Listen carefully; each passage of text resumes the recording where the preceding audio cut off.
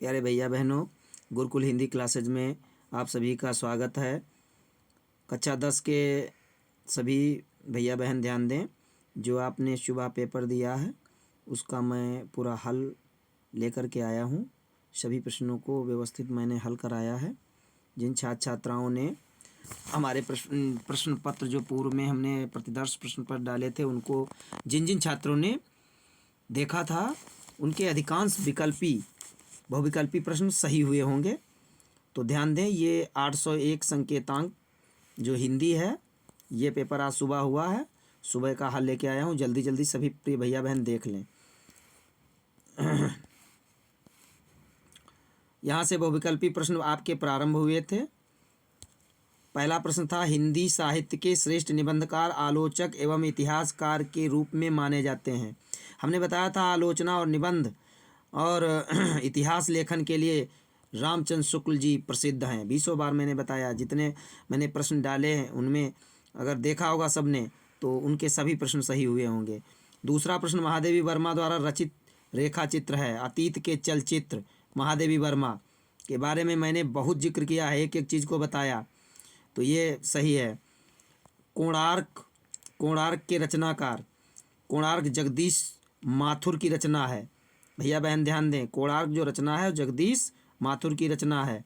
अगला, चांद पर कौन चलेगा, चलो चांद पर चलें, जयप्रकाश भारती।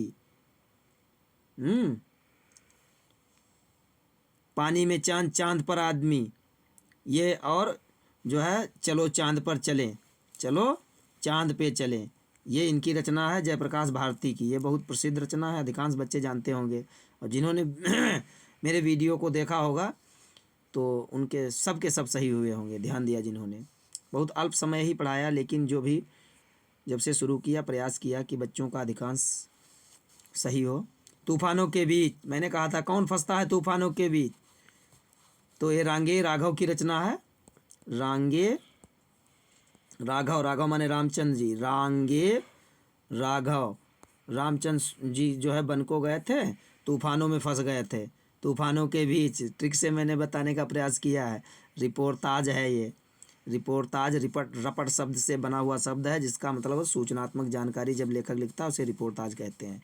ध्यान दीजिए, फर्स्ट ईयर में सभी बच्चे जुड़े रहें। सबके सब सही होंगे। फर्स्ट ईयर से इंटर तक बिल्कुल एक एक प्रश्न क्लियर करा दूंगा। ध्यान दीजिए, केशव दास किस काल के कवि हैं। केशव कहीं न जाए का कहिए। केशव दास के बारे में देखो, रीति काल के हैं, मैंने बताया था। केशव दास, रामचंद्रिका, केशव दास, ये सब रचनाएं हैं। रीति काल के प्रसिद्ध कवियों में केशव दास को गिना जाता है। फिर है भारत भारती। अरे 20 बार मैंने बताया, प्यारे भैया में बहन सब जानते होंगे। भारत भारती रचना पर इन्हें महात्मा गांधी ने मैथिली शरण गुप्त को राष्ट्र कवि की उपाधि दी थी। इसको मैंने कई बार बताया, राष्ट्र कवि की उपाधि दी गई थी महात्मा गांधी द्वारा, गांधी ने दिया था। इसको भी मैंने कई बार जिक्र किया था कि भारत भारती रचना पर मैथिली शरण गुप्त को राष्ट्र कवि, यानी इसमें राइट आंसर हो जाएगा साथ में मैथिली शरण गुप्त। एक के साथ मैंने कई प्रश्नों को क्लियर कराया। जिन्होंने ध्यान दिया सबके सब सही हुए होंगे। बहुत अच्छा पेपर गया है बच्चों का। भारतेंद्र युग, और हमने इस इतिहास को तो बहुत कायदे से पढ़ाया था। पूर्व भारतेंद्र युग 13वीं शताब्दी से 1868 तक, और 1868 से 1900 तक भारतेंद्र युग बताया था। भारतेंद्र युग राइट आंसर, 1868 से 1900। फिर है नौ वाला, सुमित्रानंदन पंत की रचना नहीं है। मैंने कहा था नहीं को विशेषकर ध्यान देंगे। नहीं जहाँ आए तुरंत हम पहले हाँ पे जाएंगे, बाद में नहीं अपने आप निकल आएगा। कौन कौन है पंत की रचना, तो ग्राम्या भी है, स्वर्णधूल भी है, युगांत भी है, यानी कामायनी नहीं है। ये महाकाव्य जयशंकर प्रसाद जी का है, यानी सुमित्रानंदन पंत की कौन सी रचना नहीं, तो कामायनी नहीं है। इस तरीके से प्रश्नों को क्लियर करेंगे, कभी गलत नहीं होंगे। रीति मुक्त काव्यधारा के कवि हमने बताया था। रीति मुक्त कौन कौन से हैं, आलम, बोधा, अकबर, दुजदेव, घनानंद, ये सब रीति मुक्त धारा के कवि हैं। बिहारी रीत सिद्धि, ठीक, केशव रीतबद्ध, ठीक। तो इसमें घनानंद को मैंने बताया था, सुजान नामक वेश्या से प्रेम करते थे। सुजान सागर इनकी रचना है। घन आनंद तेरे आंगन सुजान। तो घनानंद जी जो हैं रीति मुक्त हैं, स्वतंत्र रचना करते थे। Right answer Ghananand. जिन्होंने पढ़ा उनके सारे के सारे क्वेश्चन सही हुए होंगे। अब भी देख लें, कोई बात नहीं, हाई स्कूल अच्छा जाएगा और फर्स्ट ईयर इससे अच्छा जाएगा और इंटर और भी टॉप जाएगा, ध्यान दें। अब देखिए हा, हाय, हा कुछ करेंगे तो अपने आप पहले जैसे विस्मयादि बोधक ये चिन्ह लगा और यहाँ पर हा लगा। हाय कौन करता है? जब शोक होता है, जब किसी को शोक हो तभी तो हाय करेगा। कष्ट होगा, शोक होगा, शोक से कौन सा बनता है? करुण रस। कौन सा बनता? करुण रस। तुरंत शब्दों की मैं पहचान बता रहा हूँ, उनको ट्रिक पकड़ लो। रघुनंदन हा, रघुनंदन प्रेम प्रीते, तुम बिन जियत बहुत दिन बीते, तुम्हारे बिना मैं कैसे जीऊँ हाय। तो ऐसी जब बातें आ जाती हैं तो वहाँ पे शोक होता है, करुण रस बन गया। प्यारे भैया बहन, राइट आंसर करुण रस। ऐसे अगर जिन्होंने पढ़ा है विधिवत, गलत कैसे हो जाएगा? अब देखिए ये बोर्ड ने बहुत बड़ी, बच्चों के साथ इस तरीके से प्रश्न हाई स्कूल में नहीं देने चाहिए। ये बच्चों के साथ गलत बात है। ये प्रश्न बच्चों के दिमाग को एकदम घुमा दिया है। अधिकांश बच्चों ने इसीलिए गलत कर दिया। समस्या है कि ये ऐसा प्रश्न दे दिया गया है जिसमें चारों में से कोई भी सही नहीं है। ये कंपटीशन क्लासों में देने चाहिए। सिर्फ इसमें ज्यों दिया गया, लेकिन ये उत्प्रेक्षा जो अलंकार, इसमें उत्प्रेक्षा सही है, परंतु ये हाई स्कूल के बच्चे इसे नहीं समझ सकते। जानू मानू, जैसे इसमें पहचान तो ये है, जानू मानू, जानहु मानहु, जानहु मानहु, जानहु मानहु, हाँ, मानो जानो, मानो जानो, और जानो जानो जानो मानो, ये सब जुड़े होते हैं तो पहचान है। अब यहाँ जानो की जगह ज्यों दे दिया गया, ये संकेत थोड़ा सा बदल गया और इसके चक्कर में सभी बच्चों ने, अधिकांश बच्चों के विचारों के गलत हो गए। जबकि इसमें इन पंक्तियों में अगर हाई स्कूल स्तर पर इसे प्रश्न को पूछना चाहिए था तो हाई स्कूल स्तर पर इसमें, अब इसमें है तो उत्प्रेक्षा, परंतु ये हाई स्कूल स्तर पर इसमें अनुप्रास अथवा दृष्टांत होना चाहिए। कैसे? जरा देखें, देखो सेम है, ध्यान देंगे इसमें। देखो, ज्यों आँखिन सब देखिए, आँखिन देखी जाए, यही सेम। देखो ये प्रश्न है 7 नंबर में, इसको आप देख लें, मैंने स्क्रीनशॉट लिया है। अब इसमें देखो, जगतु जनायो जहि सकलु, सो हरि जान्यो नाही। अब इसमें जगत जनायो जहि, लगातार जा चरारा अनुप्रास हो गया, और इसमें भी ज्यों आँखिन सब देखिए, आँखिन देखी जाए, यही तो आया था। ये आपकी पंक्ति उठा के रख दी गई, उठा के रख दी गई। अब इसमें आँखी, देखो खा अक्षर लगातार आएगा, एक अक्षर जहाँ पर एक या अनेक व्यंजन वर्णों की आवृत्ति एक से अधिक बार हो वहाँ पे अनुप्रास होता है। अब इसमें खी, ये देखो ये खा दूसरे बार आ रहा, दूसरे राउंड में सब में आ रहा, दूसरे में ये भी खा, ये खा खा खा लगातार आ रहा, क्रम से आ रहा। खा अक्षर एक अक्षर छोड़ के आ रहा, बीच में आ रहा, तो सब में बीच में आ रहा। तो जहाँ पर एक वर्ण की आवृत्ति एक से अधिक बार होती वहाँ अनुप्रास होता है, वहाँ पे अनुप्रास होता है। तो यहाँ पे या तो अनुप्रास है और या तो इसमें दृष्टांत होना चाहिए। अब आप प्रश्न देख लें, जैसा कि ये हाई स्कूल के सिलेबस में है। इसमें देखो काव्य सौंदर्य, बच्चे ध्यान दें, इसी में है।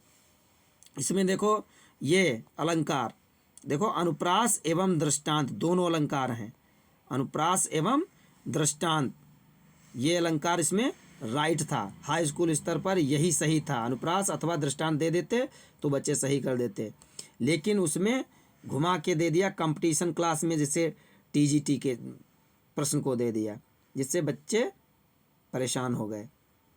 तो इसमें आप देख सकते हैं, इसका जगत जनायो जो आखिर, ये मैं लेके आ गया स्क्रीनशॉट, ये हिंदी सिलेबस में है आपकी पुस्तक से। तो इसमें ये देखो, इसमें अनुप्रास एवं दृष्टांत दिखाया गया, तो आप इसको समझ लें। यह अनुप्रास अथवा दृष्टांत होना चाहिए था हाई स्कूल स्तर पर।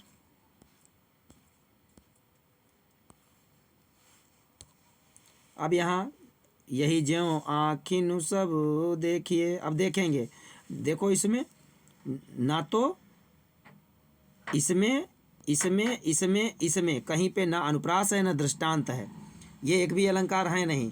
तो बच्चों ने इसमें अधिकांश गलत कर दिया, किसी ने श्लेष लगाया तो किसी ने उपमा लगा दिया। लेकिन इसमें राइट आंसर होगा उत्प्रेक्षा अलंकार, ये राइट है। क्योंकि ज्यों से जनु मनु जानहु मानव ज्यों त्यों, ये उसी से संबंधित, इसको देख करके इसमें उत्प्रेक्षा कर दिया गया है। ठीक है, जबकि ये नहीं होना चाहिए था। स्कूल स्तर पे जो इसमें अनुप्रास अथवा दृष्टांत दोनों हैं, इसमें होने चाहिए थे। ध्यान देंगे, सोरठा छंद के पहले एवं तीसरे चरण में मात्राएं। तो इसमें पहले सब पता है, दोहा का छोटा भाई होता, पहले तीसरे में 11-11, दूसरे चौथे में 13-13 मात्राएं। राइट आंसर हो जाएगा सी वाला। इसको मैंने बता ही दिया। रोक रोक के वीडियो आप देख लेंगे, पूरा फ़ायदा होगा आगे चल के भी। ये सभी रिपीट होके आते रहते प्रश्न। सुगम शब्द में अब देखिए उपसर्ग पूछ रहा है। उपसर्ग जो शब्द से पहले लगे, गम शब्द है और गम में पहले जोड़ दिया गया, सुगम हो गया। तो सु क्या है? सु उपसर्ग है, सु इसमें है। राइट आंसर सु वाला हो जाएगा। नवरत्न, नवरतन, नव रत्नों का समाहार या समूह, ये द्विगु है समास, संख्यावाची। नव संख्यावाची है पहला इसमें, देखो तो नवरत्न में द्विगु समास। पृथ्वी का पर्यायवाची शब्द नहीं है। अब जहाँ नहीं हो तुरंत नहीं को गोल करें, पहले समझें कौन कौन है पृथ्वी के, पहले हैं पे जाएंगे। तो पृथ्वी में भू है, धरा है, वसुधा है, सब हैं। कौन नहीं है? प्रसून फूल का पर्यायवाची है, ये पृथ्वी का नहीं है। ध्यान देंगे बच्चे, जैसे बता रहे हैं गलती नहीं होती है, इसी तरीके से अगर पढ़ते हैं। अब त्वाम, अब त्वाम के शब्द रूप यानी युष्मद में जाएंगे, ठीक है। तो उसमें इसमें त्वाम द्वितीया में जाएंगे तो एक वचन में त्वाम हो जाता है। तो इसमें राइट आंसर पहला वाला ए सही। अर्थ के आधार पर वाक्य के भेद, तो अर्थ के आधार पर 8 भेद होते हैं, ठीक है। और वैसे अगर पूछे जाए रचना के आधार पर तो 3 भेद होते हैं, ठीक है। सरल वाक्य, मिश्र वाक्य और संयुक्त वाक्य, संयुक्त, सरल और मिश्र, 3 प्रकार के वाक्य होते हैं अगर रचना के आधार पे। चूंकि यहाँ अर्थ के आधार पे पूछ रहा है तो राइट आंसर 8 हो जाएगा, इसमें 8 सही है, ठीक है। अब इसमें है कर्तवाच्य, ये सरल है। कर्तवाच्य मैंने बताया, जब कर्त माने कर्ता होता है, कर्ता की प्रधानता रहती है कर्तवाच्य में। बाकी 3 प्रकार के वाच्य 3 प्रकार के होते हैं। एक ध्यान देंगे कर्तृवाच्य, दूसरा कर्मवाच्य, तीसरा भाववाच्य। 3 प्रकार के कर्तवाच्य, कर्मवाच्य, भाववाच्य। इसमें कर्तवाच्य में कर्ता प्रधान होता है, कर्मवाच्य में कर्म प्रधान होता है, भाववाच्य में भाव प्रधान होता है। ये 3 प्रकार के वाक्य वाच्य होते हैं, ठीक है। तो इसमें कर्ता राइट आंसर हो जाएगा। इसके बाद में एक एक चीज़ को मैंने विधिवत पढ़ाया था, समय नहीं मिला, नहीं तो क्या बताएं, देर से शुरू किया। जिनके अलग अलग रूप वाक्यों में मिलते हैं वे पद कहलाते हैं। जिनके अलग अलग मिलते, अविकारी नहीं, विकारी, विकारी राइट आंसर। जिसमें विकार नहीं होगा, किसी के अंदर विकार नहीं है तो पास पास रहेंगे, नहीं। अगर विकार है किसी में तो अलग अलग भगेंगे। तो अलग अलग रूप में जो वाक्य मिलते हैं वो विकारी पद कहलाते हैं। क्या कहलाते हैं? विकारी पद। अब किसी में विकार है तभी तो भाग करके खेत के कोने में बैठ के मोबाइल से बात करेगा, कोई इधर भगेगा उधर भगेगा। अगर विकार है, कोई कमी है तो अलग अलग भगेंगे ना। तो अलग अलग रूपों में जो मिलते हैं वो विकारी पद कहलाते हैं, और जिसमें कोई विकार नहीं होता है वो अविकारी होते हैं। तो इसमें राइट आंसर है जिनके अलग अलग रूप वाक्यों में मिलते हैं वे पद कहलाते हैं विकारी। जिनमें विकार होता है वो अलग अलग रूपों में पाए जाते हैं, अर्थात परिवर्तित होते रहते हैं। विकारी सही है, राइट आंसर ए वाला सही हो जाएगा। 20 आपके बहुविकल्पी यदि सही हो मिला लेना, जितने भी सही हो अपना ट्रिक कर लो, समझ लो। अब ये पैराग्राफ आपका आ गया। अब देखें, जो वृद्ध हो गए अपनी बाल्यावस्था और तरुणावस्था से दूर हट आए, उन्हें अपने अतीत काल की स्मृति बड़ी सुखद लगती है। वे अतीत का ही स्वप्न देखते हैं, तरुणों के लिए जैसे भविष्य उज्जवल, ये सभी लाइनें हैं, इसको आप देख लेंगे, जल्दी जल्दी देख लें। तो ये क्या लिखूं, ये निबंध है। क्या लिखूं, पद्मलाल पुन्नालाल बख्शी ने लिखा है। क्या लिखूं निबंध, और उसी से लिया गया, पद्मलाल पुन्नालाल बख्शी जी ने लिखा है। मैंने इसको हल किया पेपर को, और मैंने लिख भी दिया है, बच्चे देख लेंगे। ये है क्या लिखूं, पद्मलाल पुन्नालाल बख्शी इसके लेखक हैं। ये निबंध है। उपर्युक्त अवतरण के पाठ लेखक का नाम हो गया।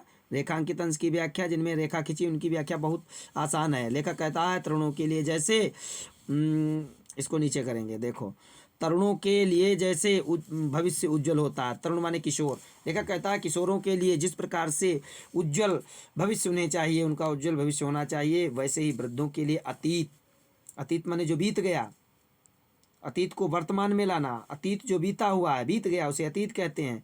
तो वैसे ही वृद्धों के लिए अतीत लाभकारी होता है, पिछले उनके अनुभव। वर्तमान से दोनों को संतोष मिलता है, असंतोष होता है। वर्तमान से दोनों को संतोष होता है। जो वृद्ध व्यक्ति होता है वो कहता है जब हम वो थे, हैं, तो ट्रैक्टर का अगला पहिया उठा देते थे, ये करते थे, वो करते थे।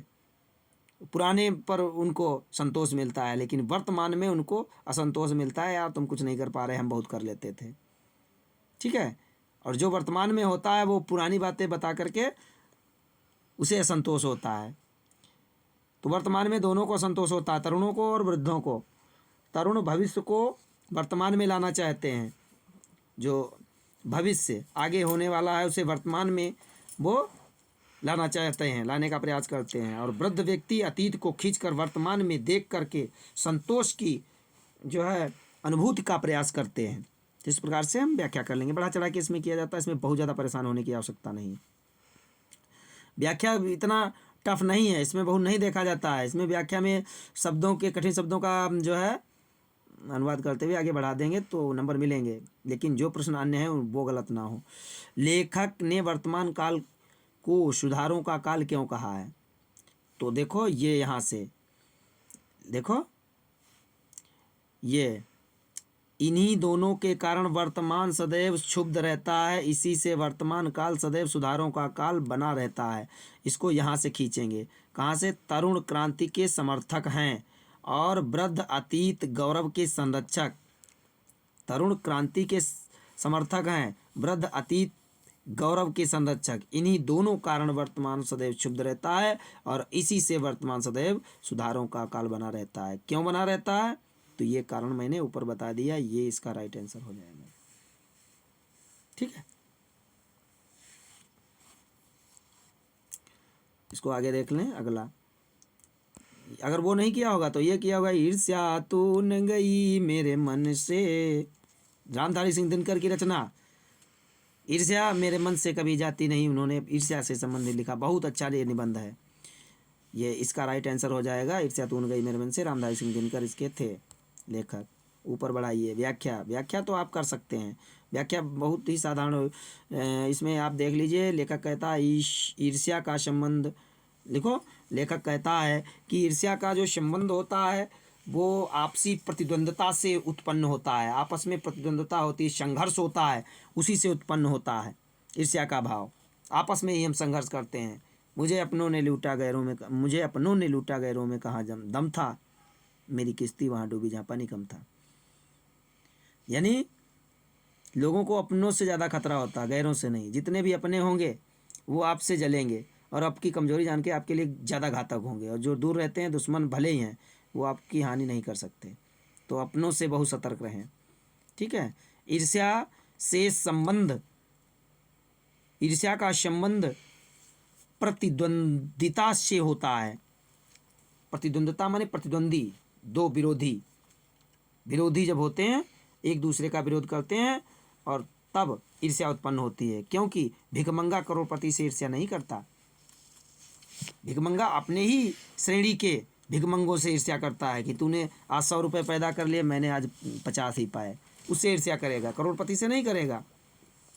यह एक ऐसी बात है जो ईर्ष्या के पक्ष में भी पड़ सकती है। यह ऐसी बात है क्योंकि प्रतिद्वंद्विता से ही मनुष्य का विकास होता है और प्रतिद्वंदी होना भी जरूरी है। यदि प्रतिद्वंदी नहीं है। पड़ोसी ने ट्रैक्टर खरीद लिया है, ज़मीन खरीदता जा रहा, तो हम भी सोचते हैं हम भी खरीदें, हम भी आगे बढ़ें, क्योंकि वो आगे बढ़ रहा है, हम पीछे हो रहे हैं। तो हम कंपटीशन करते हैं, प्रतिद्वंदिता करते हैं, और इससे हम क्या करते हैं, डेवलप करते हैं, उन्नति करते हैं। लेकिन जलो मत, बराबरी करो। हमें जलना नहीं चाहिए, उसकी बराबरी के लिए हमें कर्तव्य करना चाहिए। ये इसकी व्याख्या इस प्रकार से आप कर सकते हैं। लेखक के अनुसार प्रतिद्वंदिता का सकारात्मक पक्ष क्या है, तो आप यहाँ से देख सकते हैं। देखो, आप देख सकते हैं सकारात्मक पक्ष को आप इस प्रकार से इसको निकाल सकते हैं कि जो प्रतिद्वंदिता है, लेखक के अनुसार प्रतिद्वंदिता का सकारात्मक पक्ष ये है कि हमें हमारा प्रतिद्वंदी होना चाहिए, परंतु प्रतिद्वंदिता करने के साथ साथ हमारे अंदर ईर्ष्या का भाव उसमें उत्पन्न ना होने पाए, इतना हम ध्यान दें। ईर्ष्या उत्पन्न ना होने पाए। ईर्ष्या से रहित प्रतिद्वंदिता जो है वो आदमी के मनुष्य यानी मनुष्य के विकास में सहायक होती है, इसलिए प्रतिद्वंदिता का होना अति आवश्यक है। इस प्रकार से आप लिख सकते हैं। प्रतिद्वंदिता नहीं होगी, आपका विकास नहीं हो सकता, क्योंकि आप कुछ करना ही नहीं चाहेंगे। अगर कोई प्रतिद्वंदी है आपका, तो आप उससे आगे निकलने के लिए होड़ में आगे बढ़ेंगे। तो आपको सकारात्मक प्रतिद्वंदिता होनी चाहिए, न कि ईर्ष्या से प्रेरित। अब है निम्नलिखित पद्यांश पर आधारित तीनों प्रश्नों के उत्तर देना है। अब ये मैया हौन चरई हूँ गाय, मैया हौन चरई हूँ गाय, पद नामक पाठ से हिंदी काव्य हमारी प्रस्तुत पद्यांश हमारी पाठ्य पुस्तक हिंदी काव्यखंड के पद नामक पाठ से अवतरित हैं, जिसके रचनाकार सूरदास जी हैं। ये पद कहाँ से लिए गए हैं, ये शूरसागर इनका ग्रंथ है, उसी से अवतरित हैं। शूरसागर, सूरसागर ये जो है इनका सूरसागर बहुत बड़ा ग्रंथ है, उसी से ये पद अवतरित हैं। तो आप इसको कैसे पढ़ें। मैया हौन चरई हूँ गाय, व्याख्या देखो। मैया भगवान कन्हैया कहते हैं कि हे मैया, मैं आज गऊओं को चराने नहीं जाऊँगा। सिगरे ग्वाल घिरावत मोशो, सारे ग्वाल बाल हमसे गऊओं को घिरवाते हैं। मेरे पाँव पिराएं, मेरे पैर दर्द कर रहे हैं। जौन पत्याए पूछ बलिदा हूँ, यदि भरोसा नहीं है तो बलदाऊ से पूछ लीजिए। अपनी सौ दिवाए, अपनी सौगंध दिला करके, कसम खिलवा करके। या सुनी माई यशोदा ग्वालन गारी देत रिसा, ये सुन करके माता यशोदा ग्वाल बालों को गाली देने लगती है क्रोधित होकर के। मैं पठवत अपने लड़का को आवे मन बहराए, मैं अपने लड़के को इसलिए भेजती हूँ कि वो जा करके वन में अपने मन को बहलाए आवे, प्रसन्न हो जाए। सूर श्याम मेरो अति बालक मारत ताहिर गाय, सूरदास जी कहते हैं माँ यशोदा कहने लगी मेरा बच्चा अत्यंत छोटा है, उसको रिंगा रिंगा अर्थात दौड़ा दौड़ा करके सब मारे डाल रहे हैं। तो इस प्रकार से इसकी व्याख्या हो जाएगी। मैंने पूरे की कर दी, आपको पूरे की नहीं करनी थी, केवल अंडरलाइन की करनी थी, लेकिन हम बताते चल रहे हैं, ध्यान रखें। उपरयुक्त पद्यांश का संदर्भ लिखना है। उपरयुक्त जो पद्यांश है उसका संदर्भ तो हमने बता दिया, सूरदास इसके रचनाकार हैं, और पद्यांश जो है पद नामक पाठ से अवतरित है। रेखांकित अंश की व्याख्या भी हो गई। बाल कृष्ण गाय चराने क्यों नहीं जा रहे हैं, क्योंकि ग्वाल बाल उनसे गऊओं को घिरवाते जिससे उनके पैर दर्द कर रहे हैं, इसलिए वो गाय चराने से मना कर रहे हैं। अगला ये नहीं, अथवा में था, ये करना था कि चाह नहीं मैं सुरबाला के गहनों में गूथा जाऊं, चाह नहीं प्रेमी माला में बिंद प्यारी को ललचाऊं, चाह नहीं मैं सम्राटों के सब पर हर डाला जाऊं, चाह नहीं देवों के सिर पर चढ़ूं भाग्य पर इठलाऊं। पुष्प की अभिलाषा, पुष्प की अभिलाषा माखनलाल, पुष्प की अभिलाषा माने इच्छा, पुष्प की अभिलाषा, अभिलाषा माने एक मिनट, अभिलाषा माने इच्छा, ये यहाँ पे अभिलाषा होगा, ठीक है। अभिलाषा, पुष्प की अभिलाषा, माखनलाल चतुर्वेदी इसके रचनाकार हैं, ठीक है। ये संदर्भ हो गया। और अर्थ क्या है, जैसे मुझे तोड़ लेना, कब कहता है, पूरे का बताएं, ये तो पता ही है कि फूल कहता है मुझे ये चाह नहीं माने देवताओं की जो स्त्रियां हैं उनके गलों में मैं गूथा जाऊं गहनों में, और मेरी चाह नहीं मेरी प्रेमी के मालाओं में जो है बिंद करके प्रेमियों को ललचवाऊं, और मुझे ये नहीं चाह है कि मैं सम्राटों के शवों पे डाला जाऊं, लाशों पे डाला जाऊं। हे परमात्मन, चाह नहीं मैं देवताओं के सिर पर चढ़ूं और अपनी भाग्य पर इठलाऊं, ये भी इच्छा नहीं है। उनकी इच्छा यहाँ से है, यहाँ से, ये जो अंडरलाइन है कि हे वन के माली, मुझे तोड़ लेना, उस पथ पर मुझे फेंक देना जहाँ से मातृभूमि पर शीश चढ़ाने के लिए जिस पथ से अनेक वीर जाते हैं। तो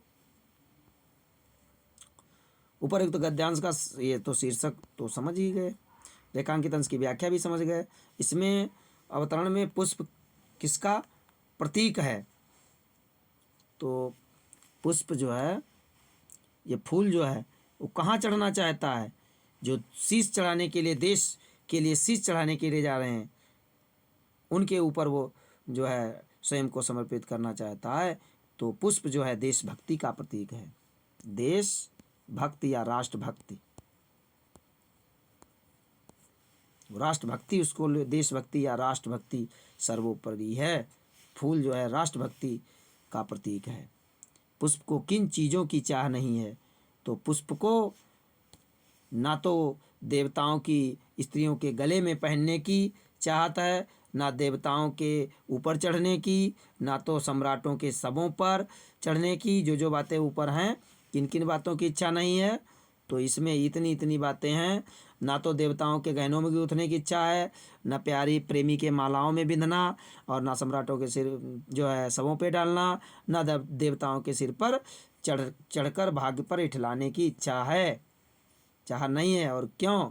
क्योंकि वो देशभक्त जो राष्ट्र के लिए समर्पित होकर के बलिदान होने के लिए जाना चाहते हैं, वो उनके जो है सिर के ऊपर चढ़ना चाहता है। ठीक है, तो इस तरीके से आप ये कर लेंगे। तो जो है निम्नलिखित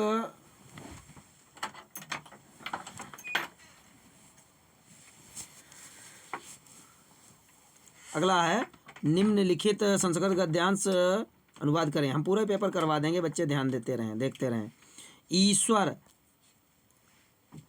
ईश्वर सृष्टा, विश्वस्य सृष्टा ईश्वरः एकः एव, यानी संपूर्ण विश्व का। भारतीय संस्कृति पाठ से ये लिया गया है, हमने लिख भी दिया है, ध्यान देंगे। भारतीय संस्कृति पाठ है संस्कृत में, तो उसी से लिया गया, संदर्भ इसी से लिख लेंगे। प्रस्तुत संस्कृत गद्यांश हमारी पाठ्य पुस्तक हिंदी संस्कृत खंड के भारतीय संस्कृत नामक पाठ से उद्धृत है। और इसमें इसकी देखो, इसका अनुवाद हम फटाफट देख लें। विश्व का रचनाकार अर्थात सृष्टि करने वाला ईश्वर एक ही है। भारतीय संस्कृति का ये मूल है, यानी ये मुख्य है। विभिन्न मतावलंबी अनेक जो है नामों के द्वारा एक ही ईश्वर का भजन करते हैं। अग्नि, इंद्र, कृष्ण, करीम, राम, रहीम, जिन, बुद्ध और ईसाई, अल्लाह इत्यादि नामों के द्वारा एक ही परमात्मा है। नामान एकस्य, एक इत्यादि नाम एक ही परमात्मा के हैं। इसलिए ईश्वरम जनाः गुरु इत्यपमन्यते तम एव ईश्वरम जनाः गुरु इत्यपमन्यते। कुछ लोग गुरु, ईश्वर को गुरु रूप में मानते हैं। ठीक है। और अतः सर्वेषां मतानां संभावा, इसलिए समस्त मतों में समान भाव, सम्मानश्च हमारी संस्कृत का ये संदेश है। ये हो गए। अथवा उसको नहीं किया तो ये देशभक्त चंद्रशेखरा से लिया गया है। देशभक्ता चंद्रशेखरा, इसमें लिखा ताड़िता चंद्रशेखरा। ताड़ित माने पीटे जा रहे चंद्रशेखर ने बार बार भारत माता की जय हो, ऐसा बदत माने बोलते हैं।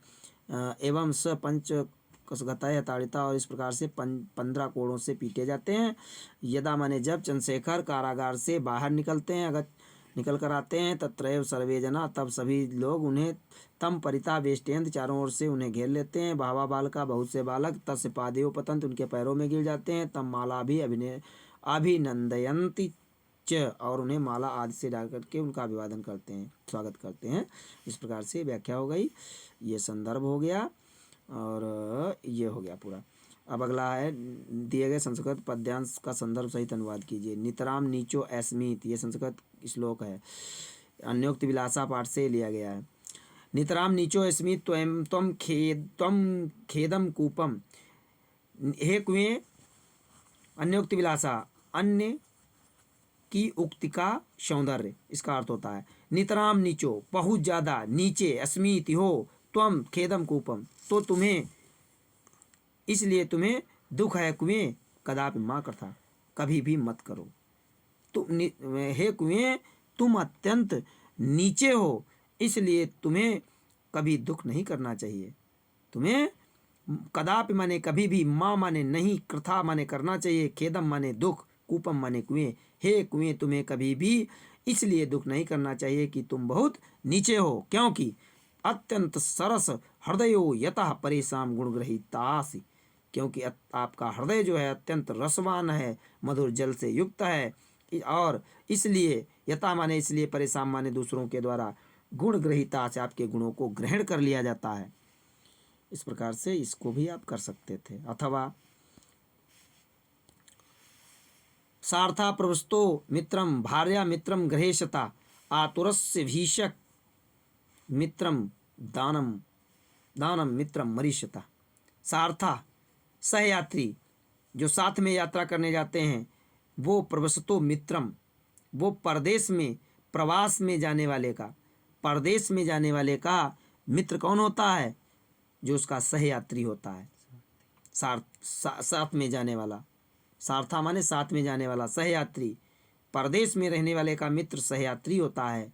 जैसे गंगा सागर जाओ तो जो यात्री हो, भले पड़ोसी गांव के हों, दूर के हों, वो मित्र हो जाते हैं। बीमार हुए तो वही दवा लेंगे, नहीं तो प्राण घट कम हो जाएगा। तो साथ में जाने वाला सहयात्री मित्र होता है परदेश में।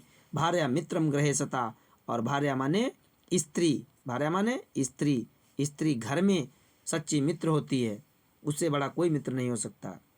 ठीक है। और आतुरस्य भीषकम मित्रम, रोगी का मित्र। भीषक माने वैद्य, आतुरस्य माने रोगी, और भीषक माने भीषक, भीषक माने होता है वैद्य, वैद्य। आतुरस्य माने रोगी, रोगी का मित्र वैद्य होता है। दानम मित्रम मरीशता, और मरने वाले का मित्र कौन होता है? दान होता है। दान, दान मरने वाले का मित्र होता है। जीवन सूत्राणी से लिया गया, ये भी मैंने क्लियर कर दिया। प्यारे भैया देखते रहें। अपठित, अब देखो ये लिखा है, अपठित नहीं है, अपने पठित खंड काव्य के आधार पर एक प्रश्न का उत्तर देना है। और लखीमपुर खीरी वाले भैया बहन ध्यान दें, आपको ये सब जितने भी दिए कोई नहीं करना, आपको मातृभूमि के लिए खंड काव्य ढूंढिए। अब देखिए मातृभूमि ये आया, आपको ये मातृभूमि के लिए खंड काव्य के आधार पर जो है चंद्रशेखर आज़ाद का चरित्र चित्रण करना चाहिए था। इसमें एक करना है, या ये कर लेते या ये कर लेते, ये दोनों नहीं करने हैं, दोनों में से एक करना है। चाहे आप ये करें अथवा ये करें, दोनों में से एक करना है, क्योंकि 3 नंबर में है, इतना हो नहीं सकता। क्योंकि आप प्रश्न को बैक कर लें, बहुत गलती करते हैं बच्चे। प्रश्न में देखिए साफ साफ लिखा है, अपने पठित खंड काव्य के आधार पर किसी एक, ये लिखा देखो, एक प्रश्न का उत्तर देना है। और इसमें 2-2 प्रश्न दिए हैं, तो एक कोई कर लेना है। ध्यान देंगे, मातृभूमि के लिए खंड काव्य में देखो 2 दिए हैं, तो या ये कर लो और अथवा ये कर लो, कोई कर लो। तो मातृभूमि के लिए चंद्रशेखर आज़ाद का चरित्र चित्रण बहुत सरल था। देशभक्त, बलिदानी, क्रांतिकारी, कुशल योद्धा, कुशल संगठनकर्ता, मातृ पितृभक्त, राष्ट्रभक्त, ये तमाम स्केच 4-5 स्केच के माध्यम से इसको कंप्लीट कर सकते थे प्यारे भैया बहन। अब इसमें आ जाइए एक का जीवन परिचय। इसमें अब जीवन परिचय में देखिए तो सरल है, रामधारी सिंह दिनकर, राजेंद्र प्रसाद, भगवत शरण उपाध्याय। दिनकर डिप्टी राष्ट्र कवि हैं। मैंने 20 बार बताया कि जितने भी राष्ट्र कवि या डिप्टी राष्ट्र कवि हैं महत्वपूर्ण हैं, ये प्रगतिवादी हैं दिनकर जी, और दिनकर को बहुत ज़रूरी है याद करना। और भगवत शरण अजंता, ये भगवत शरण उपाध्याय, ये हैं आपके सिलेबस में। तो इसमें जिसने तैयार किया होगा, मुझे आशा है दिनकर को ज़रूर तैयार किया होगा और सबका सही हुआ होगा। और देखो हमने 20 बार बताया कि कबीरा तुलसी सूर बिहारी, उनसे बोर्ड परीक्षा हारी। कबीरा तुलसी सूर बिहारी, इनसे बोर्ड परीक्षा हारी। अरे चार याद कर लो, उसमें से एक 100% आएगा। सूरदास, तुलसीदास, कबीरदास, बिहारी। अब बिहारी जी आ गए, ये बिहारी बैठे। ये बोर्ड परीक्षा में विशेष, ये रीत सिद्ध कवि हैं, रीति सिद्ध कवि। बिहारी सतसई रचना 719 दो है, बिहारी सतसई इनकी रचना। तो बिहारी जी को लिख लिया होगा। मैथिली शरण गुप्त राष्ट्र कवि, मैंने बताया राष्ट्र कवियों को तैयार कर लो, दोनों में आ जाएंगे, गद्य में भी काव्य में भी। तो मैथिली शरण गुप्त, ये इसमें से चार में से एक करना था, 5 नंबर में था। और जीवन परिचय देना था। इसमें बच्चे बहुत ज़्यादा ना लिखा करें, इसमें लिखा है कवियों का जीवन परिचय, जीवन से परिचय देना था, उनकी प्रमुख रचनाओं को लिख देना चाहिए था, बस 80 शब्द से ज़्यादा लिखना ही नहीं था। अब आप ध्यान दें, अब एक श्लोक लिखना था इसमें जो कंठस्थ किया हुआ हो, एक श्लोक जो इसमें ना आया हो। तो मरणम मंगलम विभूतिश्च विभूषणम यत्र कौपीनम मात्र कौसेयम सा काशी के नमीयते, चाहे जो श्लोक लिख देते इसमें जो ना आया हो। ठीक है, तो एक श्लोक लिखना चाहिए था, बहुत सरल था, 2 नंबर मिल जाते, खट से याद कर लिया होगा। अगर अपने निवास स्थान के आसपास मोहल्ले की नालियों को समुचित सफाई के लिए नगर जनपद के स्वास्थ्य अधिकारी को पत्र लिखना था। स्वास्थ्य अधिकारी को पत्र लेखन मैंने विद्यालय में बताया। अपने विद्यालय के प्रधानाचार्य को छात्रवृत्ति के लिए एक आवेदन, ये तो बच्चे रोज लिखते हैं, तो सही हो गया होगा, ये तो बहुत सरल था, इसको कर लिया होगा। सेवा में श्रीमान प्रधानाचार्य महोदय श्रीपाल सिंह सरस्वती विद्या मंदिर इंटर कॉलेज मैकेल खीरी महोदय सभी ने निवेदन यह है कि मैं अत्यंत गरीब छात्र हूँ, मैं छात्रवृत्ति का आवेदन करना चाहता हूँ, और ताकि कुछ मिल जाएगा जिससे पुस्तकें आदि खरीद करके शिक्षण व्यवस्था मेरी सुचारू रूप से चल सके। तो और उसके बाद में आप लिख देंगे प्रार्थी आपका आज्ञाकारी शिष्य। इस तरीके से आप छात्र इसको लिख लिए होंगे, बहुत सरल है। प्रार्थना पत्र रोज लिखते बच्चे। इसमें इन प्रश्नों को देख लें। भूमि गुरुतरम किम, तो माता गुरुतरे, माता, ये यहाँ से माता, भूमि क्यों हटा है, भूमि गुरुतरम किम, भूमि से बढ़कर क्या है, तो माता गुरुतरम भूमि, माता किम, किम को हटा करके माता गुरुतरम भूमि अस्ति, माता भूमि से बढ़कर माता होती है, किम को हटा लेंगे, बहुत सरल विधि है। ये किम को हटा लेंगे यहाँ से, किम माने क्या है, तो भूमि से बढ़कर क्या है, तो भूमि से बढ़कर माता है, यहाँ माता इसमें बीच में रख देना चाहिए बस। विद्या केन वर्धते, तो विद्या अभ्यासेन वर्धते, ध्यान देंगे यहाँ विद्या, विद्या केन वर्धते, तो यहाँ अभ्यासेन, विद्या अभ्यासेन वर्धते लिख देना चाहिए था। केन को हटा लें, ठीक है, ये केन को हटा लेते और इसमें विद्या अभ्यासेन वर्धते, और इसमें माता को लिखना था, किम को हटा करके तरीका होता है, इसको लिखा के माता बीच में भर दो, वही उतार दो और प्रश्न सूचक चिन्ह हटा दो। चंद्रशेखरा कहा से, तो सीधे चंद्रशेखरा कहा को हटाए लोग। चंद्रशेखर क्या था, चंद्रशेखरा देशभक्ता, देशभक्ता, ध्यान दें ये भक्ता है, देशभक्ता आसीत, देशभक्ता नवयुवका, नव युवका आसीत। वाराणसी नगर्या कति विश्वविद्यालय सन्ति, तो त्रयः, कति को हटा के त्रयः लिख देना था, त्रयः माने 3। वाराणसी में 3 विश्वविद्यालय कौन कौन, काशी विद्यापीठ, हिंदू विश्वविद्यालय, संस्कृत विश्वविद्यालय, ये 3 विश्वविद्यालय हैं। तो ये प्रश्न हो गए। पर्यावरण प्रदूषण बहुत सरल था, पर्यावरण पर प्रदूषण, भैया इसको पर्यावरण प्रदूषण, पर्यावरण प्रदूषण इस पे हमने कई बार बताया, इसको भैया लोगों ने लिख लिया होगा। परि प्लस आवरण, चारों ओर से जो ढके हैं वही पर्यावरण होता है, और जब पर्यावरण में हानिकारक कार्बनिक कणों की अधिकता हो जाती है, धूल कण वाष्प कार्बनिक कण जब बढ़ जाते हैं तो पर्यावरण प्रदूषित हो जाता है। ठीक है, ये लिख लिया होगा, बहुत सरल था। और इनको लिख लिया होगा, ये निबंध है, भैया बहन ध्यान दें। लाइक करें, शेयर करें और विशेषकर इनको पढ़ लें। आगे भी ये प्रश्न आपके काम में आएंगे और पूरा पेपर मिला लें, जो भी त्रुटियां रही हैं भविष्य में ना हो। बहुत बहुत धन्यवाद। लाइक करें, शेयर करें।